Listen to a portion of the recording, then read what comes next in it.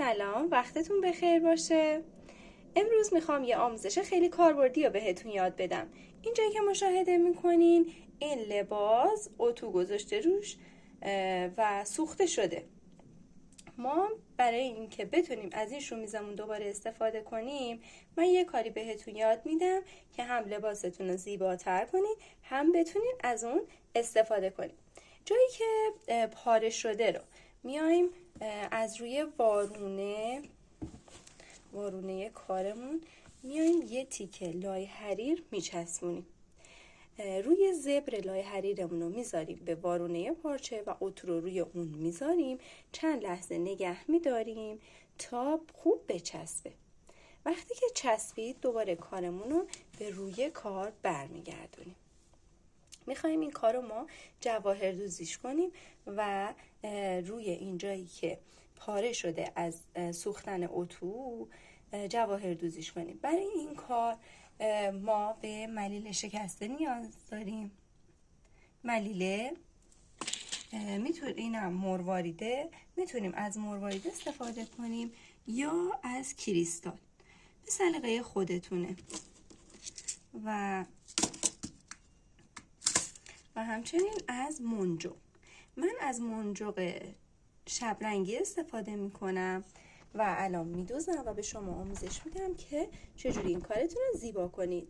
اگه از آموزش‌های ما خوشتون میاد ما رو سابسکرایب کنید. برای این کار ما از یه سوزن جواهردوزی استفاده میکنیم. سوزن جواهردوزی باریک تره و سوزن جواهردوزیمون رو نخ میکنیم. از پشت کار ما نخمون رو میاریم.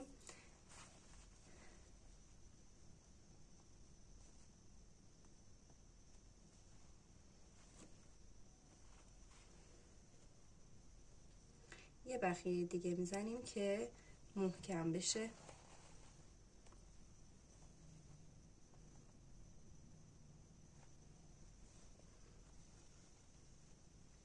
اینجا یه دونه مروارید برمیداریم،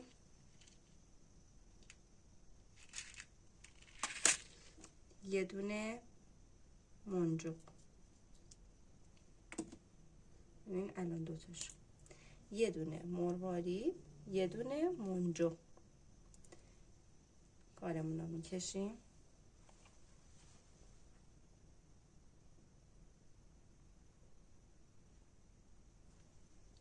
خب ببینیم اینجا رو ما منجقمون رو میاریم کنار و سوزنمون رو از داخل مرواریدمون خارج میکنیم و میبریم داخل پارچه و میکشیم. ببینین چه شکلی شد. یک دایره ما میخواییم این کار رو انجام بدیم. از کنار همون دوباره سوزنمون رو میاریم بیرون، یه دونه مروارید سفید و یه دونه منجق برمیداریم به این صورت. دوباره همون کار رو انجام میدیم. منجقمون رو میاریم کنار و فقط سوزن از توی مرواریدمون رد میکنیم.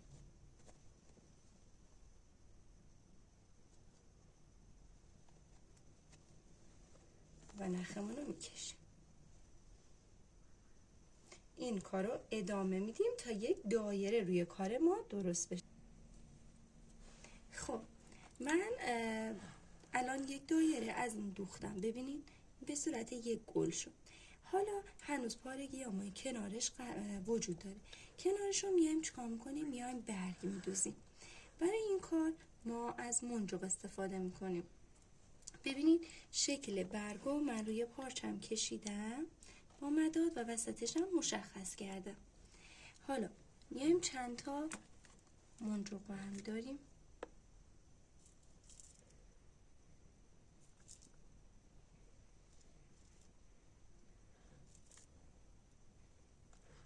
چهار تا دونه منجق من برداشتم. 4 تا دونه منجق.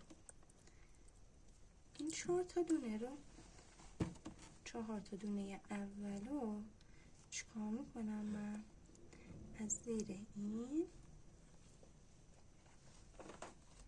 کنیم. دقیقاً میاریم روی خطمون.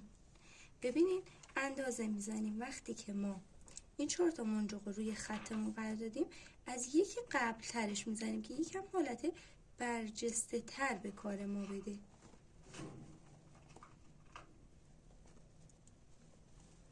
ببینید این دقیقا الان روی خط منه. حالا دوباره 4 تا منجق دیگه برمیداریم. قبل از اینکه ما 4 تا منجق دیگه برداریم، سوزنمون رو میایم از این کنار در میاریم.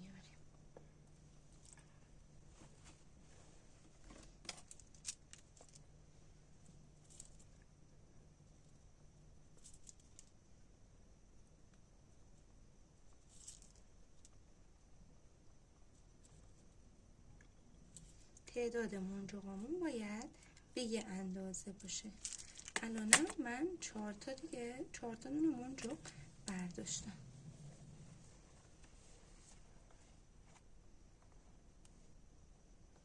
دوباره روی خط.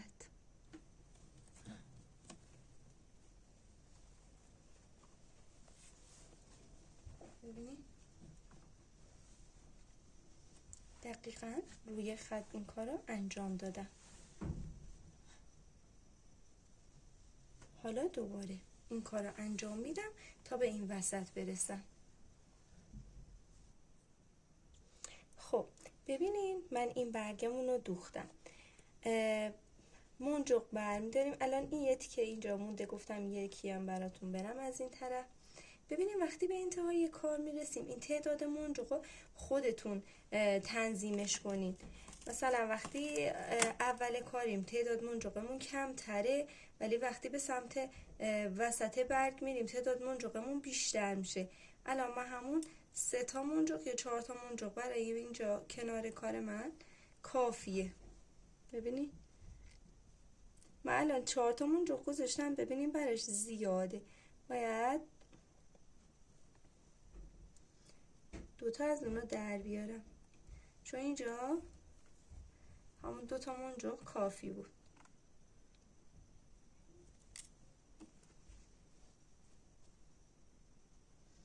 این پایین کارم. خب حالا ما اومدیم این یه تیکشو گل دوختیم، یه برگم دوختیم، این طرفش هم یه برگ میدوزیم، اینجا هم یه برگ میدوزیم. حالا من میخوام که یه ردیف ملیل شکسته برم، اونو برای شما میدوزم که اونو ببینید.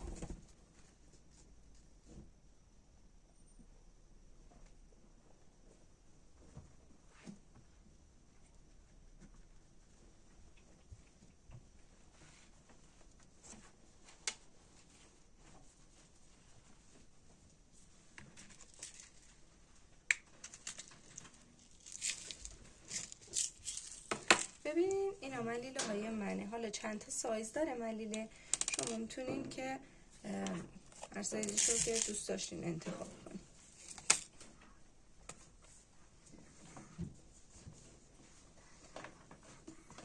یه دونه ملیله برمیداریم و به صورت کج اینو کارمون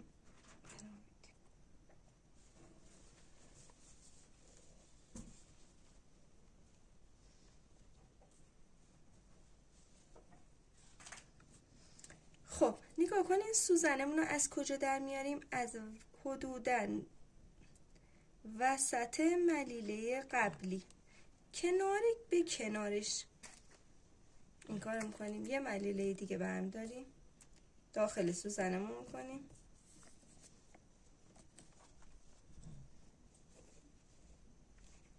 نگاه کنیم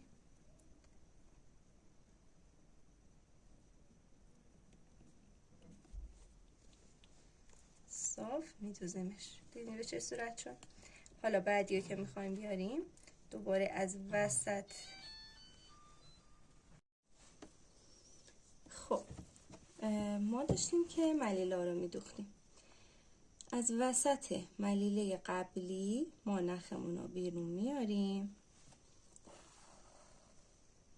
یه ملیله دیگه برمی‌داریم،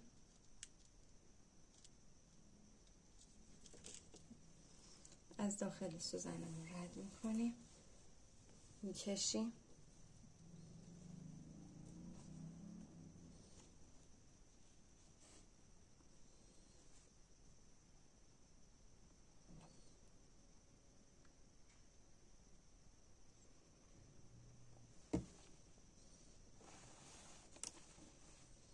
ببینید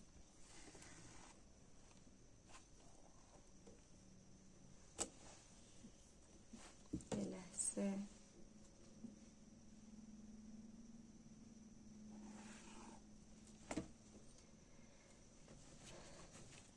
دوباره همینطور از وسط ملیله قبلی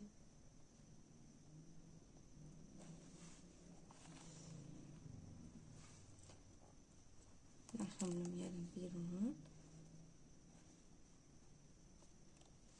مواظب باشین که نختون گره نخوره، چون این پارچه یکم آسیب دیده هست، یکم دوخت روش سخت تره.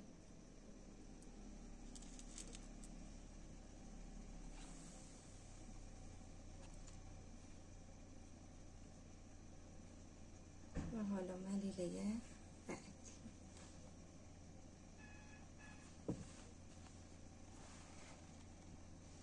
به همین صورت ادامه میدیم.